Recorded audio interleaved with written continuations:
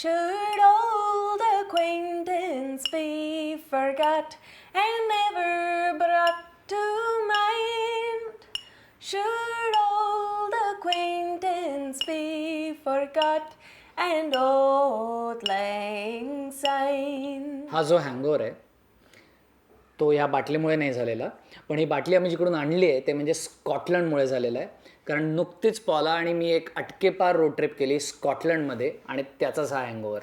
We drove 940 miles म्हणजे 1500 kilometre in 6 days.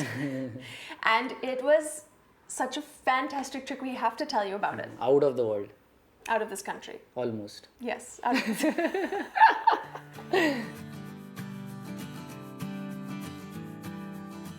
So ही 1500 किलोमीटरची ट्रिप जी आहे त्याची सुरुवात आम्ही केली एडिनब्रामधनं. एडिनब्रा हे असं शहर आहे की जिकडे गेल्यावर तुम्हाला असं वाटतं की तुम्ही एखाद्या म्हणजे हॅरी पॉटरच्या फिल्ममध्ये काम करताय. आणि त्याच्यामागे कारणसुद्धा आहे. J.K. रोलिंगनी जी पुस्तकं लिहिली हॅरी पॉटरची ती त्यांनी एडिनब्रामध्ये बसून लिहिलेली आहेत. So we stayed one night in Edinburgh and then we immediately left to go to Aberdeenshire where my cousin was getting married.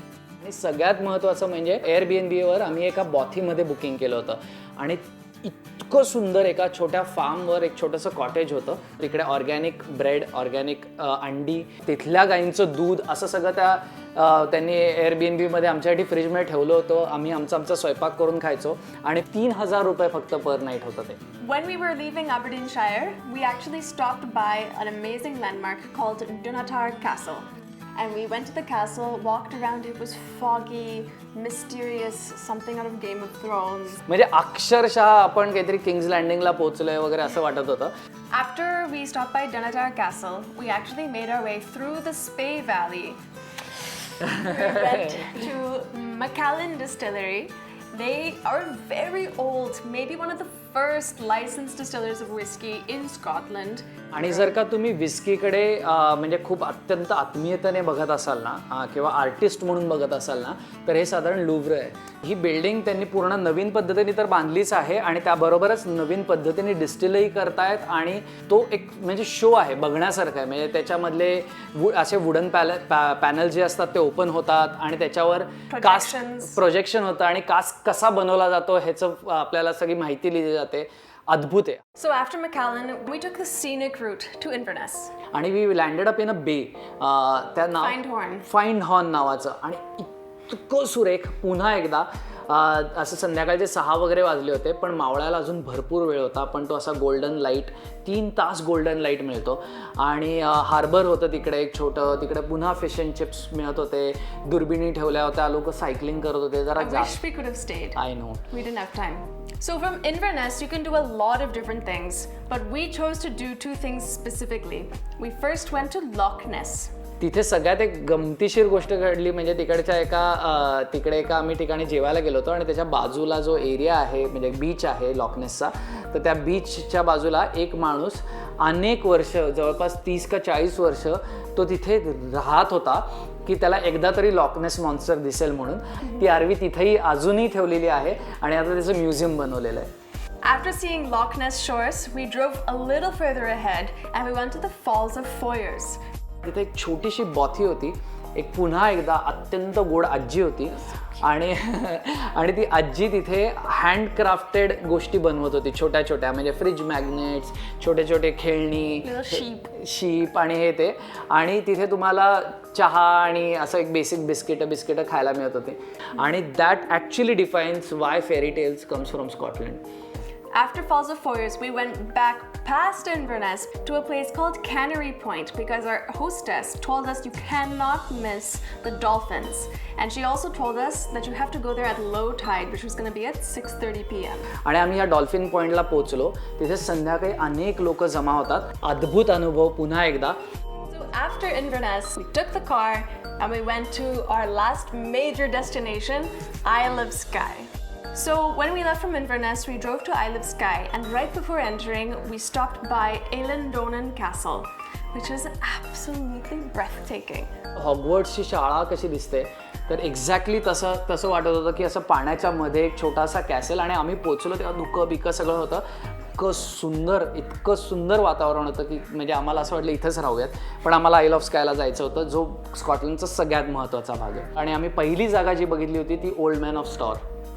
Old Man of Storr is a big mountain with some interesting fingers, and the legend is that a giant died and his hand was sticking up, and those are his 4 fingers, which you can see sticking out of the mountain. After we left Old Man of Storr, we didn't have a lot of energy left to do a lot of walking, but we made sure we made 3 more stops before the end of the day. First, we stopped by Kilt Rock Falls, which is a really pretty waterfall going out into the ocean. After Kilt Rock Falls, we drove up onto a plateau and went to this magical little place called Fairy Glen, and it's exactly the way the name sounds. It had little circles of rocks and fairy circles and tiny little hills. असं imagine करा की एक आईल of sky आणि एक त्या फेरीजसाठी बांधलेलं ते आईल of Skye मधलं छोटं isle of Skye. The next day, we made sure that we stopped at the fairy pools. Fairy pools म्हणजे काय तर एक मोठा डोंगर आहे, त्या डोंगरावरनं एक झरा वाहत येतो आणि त्या झऱ्याचं फॉर्मेशन असं तयार झालं की छोटे छोटे पूल्स तयार झालेत. म्हणजे पुन्हा एकदा मिनिएचर स्विमिंग पूल्स बांधल्यासारखं झालेलं आहे. त्यात तुम्ही बसू शकता जर का तुमच्यात दम असेल तर. After the fairy pools, we did one last stop at a distillery, which was Talisker Distillery. And that kind of a whiskey is what you think of when you think of Scottish whiskey. It's salty, smoky, and it has this wonderful, wild. त्याचं कारण म्हणजे टॅलिस्कर whisky जी आहे ती तिथल्या पाण्यातनं बनवलेली असते.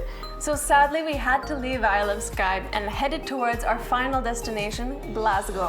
Glasgow खूप सारं मुंबईसारखं आहे. म्हणजे जर का एडिनब्रा दिल्ली आहे तर ग्लासगो हे मुंबई आहे. आणि तिथला स्पिरिट, तिथे जे मल्टीकल्चर्ड वातावरण आहे, रस्त्यावर लोक गात आहेत, गर्दी आहे, खूप शॉपिंग सेंटर्स आहेत, खूप जास्त लोक नोकरी धंदा करतात तिथं, अशी जागा आहे. पण तिथून एक छोटं सबब आहे, म्हणजे साधारण आपल्या बांद्र्यासारखं, त्याचं नाव आहे वेस्ट एंड. तर ग्लासगोला गेलात तर प्लीज तुम्ही वेस्ट एंडला नक्की जा. हे सगळं आम्ही केलं आणि मग आम्ही पुन्हा शहरात आलो थोड्या वेळासाठी मॉडर्न आर्ट म्युझियममध्ये जाण्यासाठी.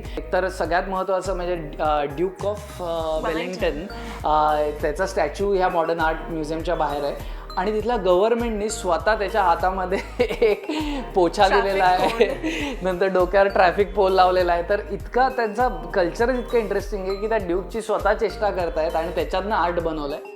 आणि मग शेवट जो केला आम्ही तो पुन्हा एकदा त्या इटालियन एरियामध्ये जाऊन पबमध्ये सेलिब्रेट करून, शेवटची दारू पिऊन, शेवटची विस्की, शेवटची बियर, असं करून आम्ही स्कॉटलंडला बाय बाय म्हटलं. It was very sad, but it was very nice.